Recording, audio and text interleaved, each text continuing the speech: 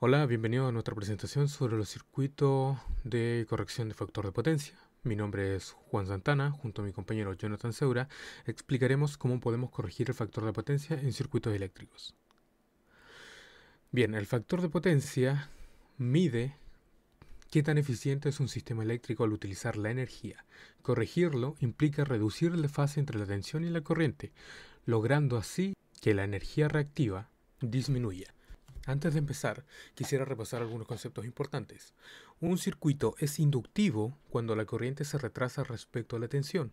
Es capacitivo cuando la corriente se adelanta respecto a la tensión. Finalmente, en condiciones ideales, es decir, cuando entra en resonancia, la corriente y la tensión están en fase.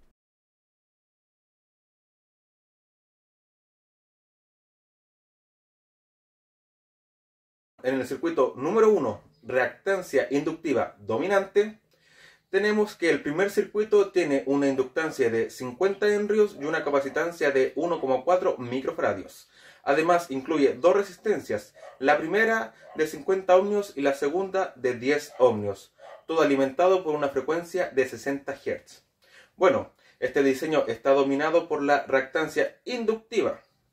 Esto significa que la corriente se retrasa significativamente respecto a la tensión, provocando un desfase negativo. Además, como la reactancia inductiva es alta, la impedancia total del circuito también lo es, lo que limita la corriente que fluye y disminuye la potencia útil. Podemos decir que este circuito tiene un desfase considerable entre tensión y corriente. El factor de potencia es bajo, lo que lo hace ineficiente en términos de consumo energético.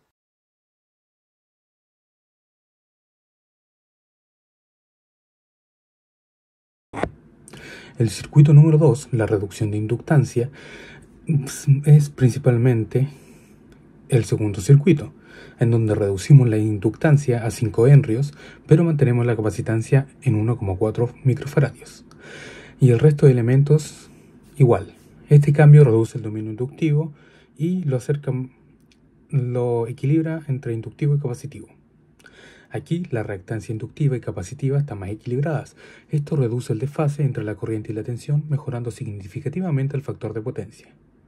Con una menor impedancia total, la corriente aumenta permitiendo que más energía se transfiera al resistor para ser disipada como calor. En conclusión, este circuito es, entre comillas, más eficiente es más eficiente que el primero porque mejora el equilibrio de reactancia y por ende el uso de la energía.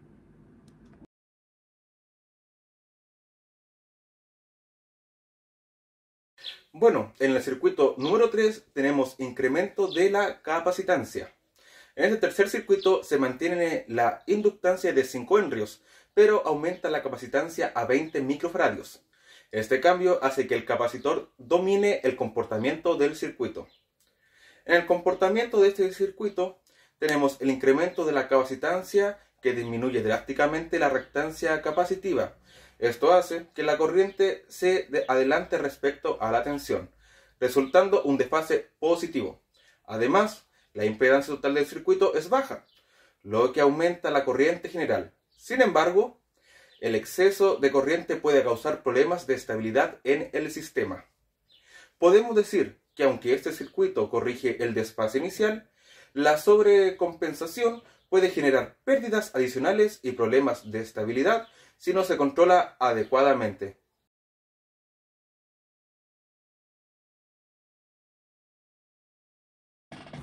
En general, si comparamos los tres circuitos, vemos que el primero tiene un comportamiento inductivo con un desfase negativo y una corriente baja, lo que lo hace menos eficiente. Podemos decir que el segundo circuito logra un equilibrio entre la reactancia, reduciendo el desfase y aumentando la eficiencia energética.